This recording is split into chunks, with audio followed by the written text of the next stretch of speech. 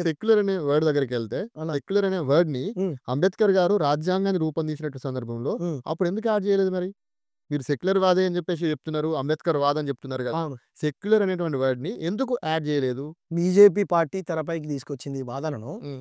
Congress party అధికారంలోకి వచ్చిన తర్వాత ఈ సెక్యులర్ అనేటువంటి పదాన్ని యాడ్ చేసేవి. 1976లో ఆ!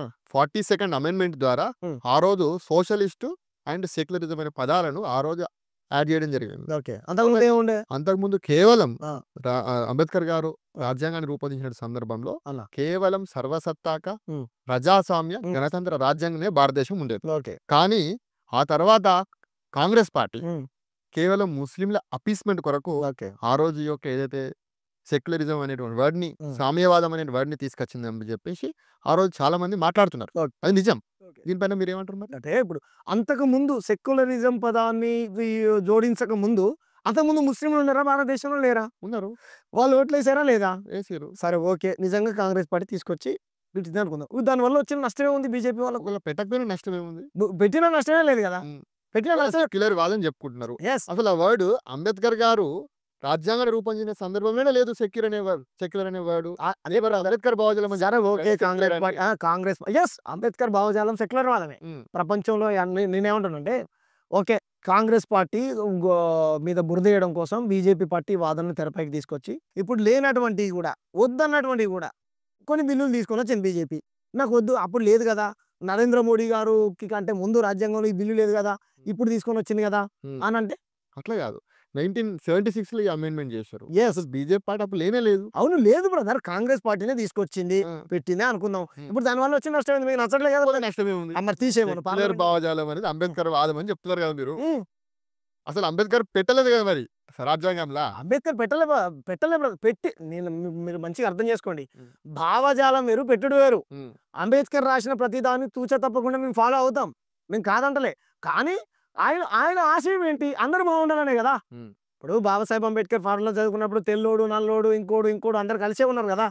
బ బ బ దాన్ని రాజ్యాంగాన్ని మాత్రం రాసి ఆయన ఇచ్చిపోయారు మనకు. అవును. అంతవరకే. హ్మ్. అంతేగాని అన్నీ అంబేద్కర్ అప్పుడు రాసింది అట్లనే ఉండాలి అనంటే మరి ఆమె చాలా రాసిండు అంబేద్కరు. రామాయణం, మహాభారతాల గురించి లేకపోతే హిందూ మతాల గురించి చాలా విషయాలు రాసిండు. మరి వాటిని కూడా ప్రామాణికంగా తీసుకొని ఈ బీజేపీ వాళ్ళు చర్చ పెడతారా వాటి మీద? చేయాలి గూడా. పెట్టమనండి. రాజ్యాంగాన్ని ముందుకు తీసుకెళ్ళాలి గదా! వీళ్ళకు సెక్యులర్ అనే పదం నచ్చట్లే గదా! హ్మ్. బీజేపీ వాళ్ళకు. తీసేయమనండి. మీకు దమ్ముంటే తీసేయమని చెప్పండి వాళ్ళకు బీజేపీ వాళ్ళు. నేనెందుకు చెప్తా అండి. మీ భావజాలం అది గాబట్టి, హ్మ్. మీరు అంబేద్కర్ ఐడియాలజీలో ఉన్నారు గాబట్టి, అప్పుడు ఎందుకు పెట్టలేదు మరి? అని చెప్పేసి మాట్లాడుతున్నా. నాకైతే దాని గురించి ఐడియా లేదు బ్రదర్. ఓకే. ఎందుకు పెట్టలేదనేది. దాన్ని వీళ్ళు విమర్శించుకోవడానికి వీళ్ళకు దొరికింది వీళ్ళకి అంతే. ప్రాథమిక హక్కులలో గూడా హ్మ్. మత స్వేచ్ఛను కల్పించడం జరిగింది. అవును. అవునా కదా! అవును. ఏ మతాన్నైనా స్వీకరించేటువంటి హక్కును అవును. ప్రాథమిక హక్కులనే కల్పించడం జరిగింది. అవును. అలాంటప్పుడు మళ్ళీ కొత్తగా సెక్యులర్ అనేటువంటి వర్డ్‌ని ఎందుకు తీసుకురావాల్సొచ్చింది కాంగ్రెస్ పార్టీ? నా క్వెషన్ ఒకటే అన్న. ఆ!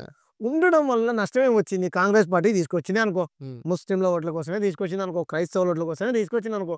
ఉండడం వల్ల బీజేపీ వాళ్ళకొచ్చిన నష్టం ఏంది? మీరు కూడా సెక్యులర్ ఓట్లు ఏమంటారు? ఓట్ల కోసం మీరు ఏమంటారు రాజకీయం చేయకపోయినంత మాత్రాన హ్మ్. మీకొచ్చిన నష్టమేముంది? హ్మ్. మీరు మెజారిటీ ప్రజల కోసమే పనిచేస్తారు గదా! ఏ పార్టీ అయినా మెజారిటీ ప్రజల కోసం పని చేయాలి గూడా. బీజేపీ పని చేయదు బ్రదర్ అట్లా. కేవలం అంబానీ ఆదాయాల కోసం. కేవలం హిందువుల కోసం పనిచేస్తుందంట. ఆమె హిందువుల కోసం పనిచేయదు. అసలు బీజేపీ హిందూ పార్టీనే కాదు. నేను ఇంతకుముందు చెప్పినా కదా! బనియా బాపన్ లేకపోతే బడా బాబుల జనతా పార్టీ ఇది. ఇది భారతీయ జనతా పార్టీ కాదు. బీజేపీ నేతలంటారు హ్మ్. ఏమంటారంటే, ఎంఐఎం పార్టీ 10% ఉన్నటువంటి ముస్లింల కోసం పనిచేస్తే, హ్మ్. మేము 80% ఉన్నటువంటి హిందువుల కోసం మేము ఎందుకు పని చేయకూడదు అని చెప్పి బీజేపీ నేతలంటారు. దీన్ని సమర్థిస్తారా మరి? బీజేపీ, ఎంఐఎంని వేరుగా చూడను నేను. 2 ఒకటే. హ్మ్. వాళ్ళిద్దరు కోవట్లు. వాళ్ళిద్దరు కలిసి ఎక్కడ పోటీ చేయాలి. నువ్వింత పంచుకుందాం, నేనింత పంచుకుందాం. మరి మీరు బీజేపీని విమర్శించిన స్థాయిలా ఆ! ఎంఐఎంని ఎందుకు ఒక్క పార్లమెంట్ సీటు కోసం దేశాన్ని నాశనం చేసే బీజేపీ‌లోని వదిలేయాలి బ్రదర్. ఆడు ఎంఐఎం ఎంత వీళ్ళే చెప్పారు కదా బీజేపీ‌లు. ఉచ్చబోస్తే కొట్టకపోతాడు ఎంఐఎం అన్నాడు. దాంతో నాకెందుకు పంచాయతీ ఈ దేశాన్ని సర్వనాశనం చేస్తున్న బీజేపీని ముక్తి చేయాలి కదా! ఓవైసీకి ఎక్కడ సురకలు పెట్టాలి అక్కడ పెడుతూనే ఉంటాం. హ్మ్. ఒకటే వాని వల్ల వచ్చిన నష్టం ఏమి లేదు. మీరు మాట్లాడకపోవడం వల్ల హిందూ పార్టీల మీదనే మాట్లాడుతున్నారు. ఓవైసీ ముస్లిం పార్టీల మీద మాట్లాడతలేరనేది వెళ్తుంది కదా బయట. ఓవైసీ నువ్వు ఓల్డ్ సిటీని అభివృద్ధి చెయ్యి. హ్మ్. నువ్వు పొద్దున్న లేస్తే బీజేపీ మీద రాజకీయం చేసి బీజేపీ గెలవడం కోసం పరోక్షంగా ఉపయోగపడుతున్నావు తప్ప నువ్వు ముస్లింల పేరు చెప్పి గెలిచి ముస్లింలకు చేసిన న్యాయం ఏమి లేదు నువ్వు హ్మ్. అని చెప్పేసి అవకాశం దొరికినప్పుడల్లా ఓవైసీ మీద చురకాలు పెడుతున్నాను. వీళ్ళిద్దరు మాట్లాడుకుంటారు. రాజా సింగ్, నరేంద్ర మోడీ, ఓవైసీలు ఇద్దరు మాట్లాడుకొని అరే బాబు ఇవాళ ఇట్లా తిట్టు. హ్మ్. ఇందులో వీళ్ళ ఫోన్ ట్యాపింగ్ చేయాలి ఫస్ట్. ఈ ఫోన్ ట్యాపింగ్ పంచాయతీ అవుతున్నా. అవును. ఓవైసీ ఎవరితో మాట్లాడుతున్నా ట్యాపింగ్ చేస్తే తెలుస్తుంది.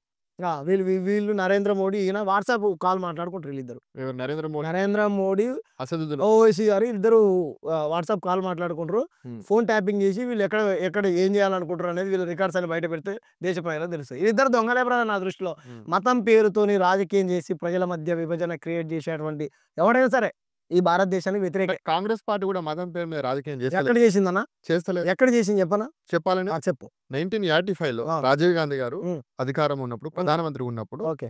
షహాబాన్ కేసు అనేది ఒకటి జరిగింది. షహాబాన్ అనేది ఒక మహిళ తన భర్త తనకు తలాక్ చెప్తాడు. తలాక్ చెప్తే తను ఏం చేస్తాడంటే, నేను బతకడానికి నాకు భరణం కావాలని చెప్పేసి కోర్టుకు పోతుంది. ఓకే. సుప్రీం కోర్టు పోతుంది. సుప్రీం కోర్టు పోతే ఏం చేస్తాడంటే, సుప్రీం కోర్టు ఈ యొక్క షాబాన్ అనేటువంటి ఆమెకు అనుకూలంగా తీర్పిస్తుంది. ఓకే. అవునా కదా? తీర్పు ఎవరు ఇస్తారు? ఈ సుప్రీం కోర్టు ఇచ్చింది. కోర్టు ఇచ్చిన. సుప్రీం కోర్టు ఇచ్చిన తీర్పు. ఆ తీర్పుకు వ్యతిరేకంగా అనేక ముస్లిం పరిషియా చట్టాలు, ముస్లిం పెద్దలు ఎవరైతే ఉన్నారో ముస్లిం పరిషియా చట్టాలకు వ్యతిరేకంగా ఈ తీర్పు ఉంది, మా చట్టాల ప్రకారం భరణం ఇవ్వం మేము అని చెప్పేసి రాజీవ్ గాంధీ గారిని ముస్లిం పెద్దలు ఎవరైతే మౌలానాలు వీళ్ళందరూ ఫోర్స్ చేస్తే సుప్రీం కోర్టు తీర్పును కూడా వ్యతిరేకించి మళ్ళీ కొత్త చట్టాలు తీసుకొస్తుంది రాజీవ్ గాంధీ ప్రభుత్వం. ఓకే. అవునా కదా? ఇక్కడ కాంగ్రెస్ పార్టీ రెండు చేసింది, ముస్లింలకు అన్యాయం చేసింది, రెండు రాజ్యాంగాన్ని అంటే సుప్రీం కోర్టు రాజ్యాంగం రాజ్యాంగానికి విరుద్ధంగా వ్యతిరేకంగా పనిచేసింది. ఓకే. ఇది రాజ్యాంగాన్ని విస్మరించినట్టు కాదా? దీంట్లో కోసం పనిచేసినట్టు కాదా? అవును. దీని మీద ఏమంటారు మీరు? అంటే మీరు చెప్పింది వాస్తవం అయితే కనుక 100% వాస్తవం అయితే ఒకటి గూగుల్ చేయండి. సరే ఓకే, మీరు వాస్తవం సరే. అప్పుడు ఉన్నటువంటి పరిణామాలు ఏంటి అనేది కాంగ్రెస్ పార్టీ ఇప్పుడు కాంగ్రెస్ నిపుణుల్ని కూడా తీసుకొని పరిణామాలున్నా నేను ఒకటి నేనేమంటా, ఏ పరిణామాలున్నా రాజ్యాంగానికి విరుద్ధంగా పనిచేయదు కదా? మీరు అన్నది కూడా నేను విన్నాను.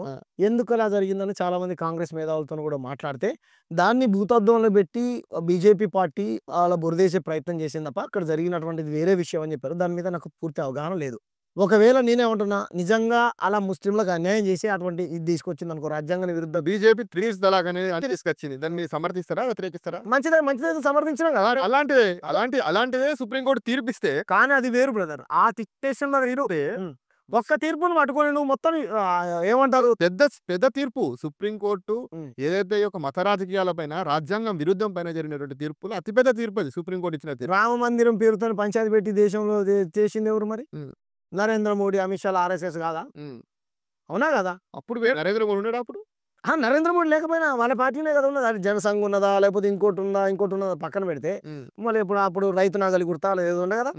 రైతు నాగలి గుర్తా, ఎద్దు గుర్తా, ఆ గుర్తా ఏ గుర్తున్నప్పటికీ కూడా మళ్ళీ ఏదున్నా సరే వీళ్ళందరూ మీరు అన్నట్టు అన్ని వర్గాల కోసం మీరు అన్నట్టు బీజేపీ రాజ్యాంగ విరుద్ధ పార్టీ. అవును, మీరు అన్నట్టు కాంగ్రెస్ దేశ ప్రజలందరూ అంటారు. కాంగ్రెస్ పార్టీ కూడా అదే దానికి వస్తుందా అంటే వస్తుంది. గుడ్డి కంటే మెల్లనయం. మేమంటున్నాం రాజ్యాంగానికి వ్యతిరేకులు ఇద్దరు, వాళ్ళు చేసినటువంటి పనులు వీళ్ళే చేశారు. నా దృష్టిలో ఏంటంటే కాంగ్రెస్ లో ఉన్నటువంటి నాయకులే బీజేపీలోకి పోయారు బ్రదర్. మీకు అర్థమైందా? Congress party scam party, scheme party అని పొద్దున్నేసి విమర్శిస్తారు కదా. దీంట్లో ఉన్న నాయకులు ముఖ్యమంత్రులతో సహా బీజేపీలోకి పోయారు. అంతే, నాయకులు మారారు అంతే తప్ప ఇంకేం మారలే. సో నేనేమంటానంటే కాంగ్రెస్ బీజేపీ రెండే కొంచెం దేశ ప్రజలకు అంతో ఇంతో ఏదైనా పని చేసిన బెటర్. బెటర్ మీ ఉద్దేశం? నా ఉద్దేశంలో బెటర్.